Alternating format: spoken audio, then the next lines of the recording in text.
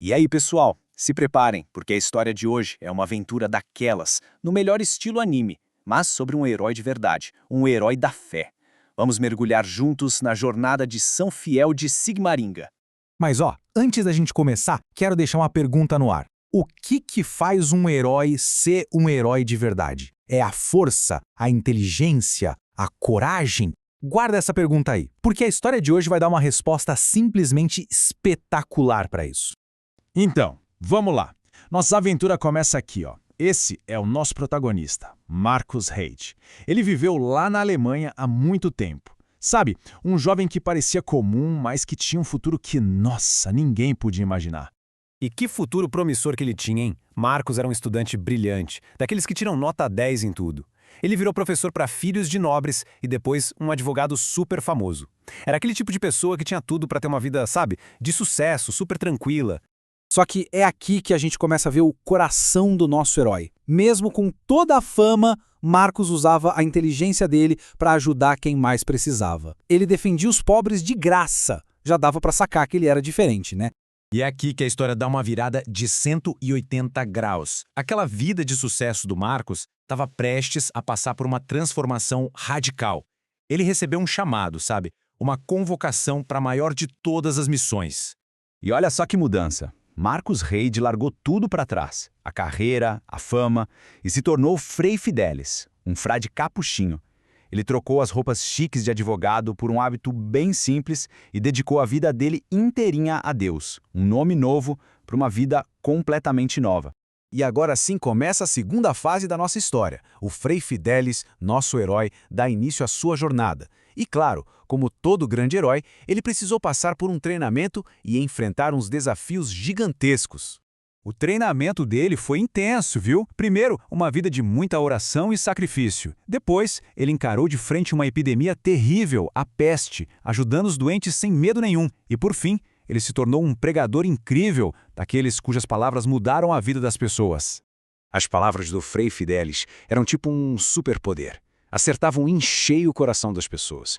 Ele falava de um jeito que todo mundo entendia, dos mais simples aos mais estudados. E isso trouxe um monte de gente de volta para a fé. Mas, por outro lado, também arrumou uns inimigos bem poderosos. Gente, presta atenção no tamanho da coragem dele. Mesmo sabendo do perigo, ele disse essas palavras aí.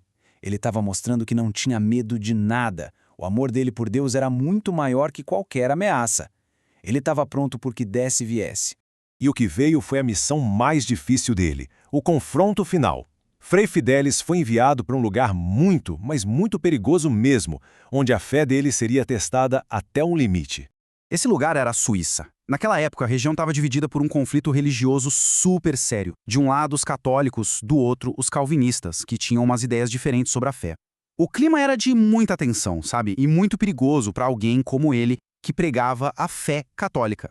E o perigo não demorou nadinha para aparecer. Como ele pregava o retorno à fé católica, ele não era nada bem-vindo.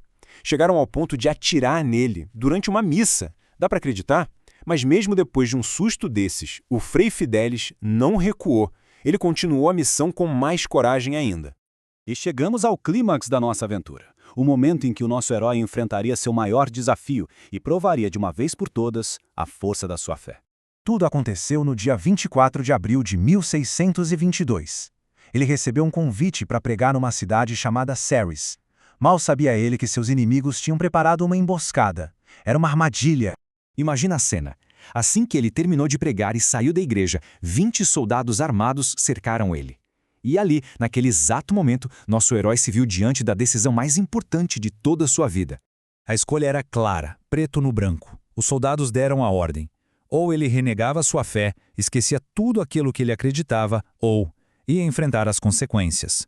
Mas a resposta do Frei Fidelis já estava no coração dele. Ser fiel a Deus, não importava o que custasse. Ele se recusou, e por ter se recusado, ele foi morto. Ele foi fiel até o último suspiro, fazendo jus ao nome que ele mesmo escolheu, Fidelis, que significa fiel. A morte dele não foi uma derrota, gente. Foi a maior prova de amor e lealdade que existe. Esse ato de dar a vida pela fé tem um nome especial. É o martírio.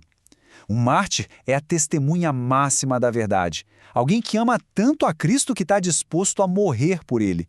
E essa é a resposta para a nossa pergunta lá do começo. A maior coragem de um herói da fé é o amor.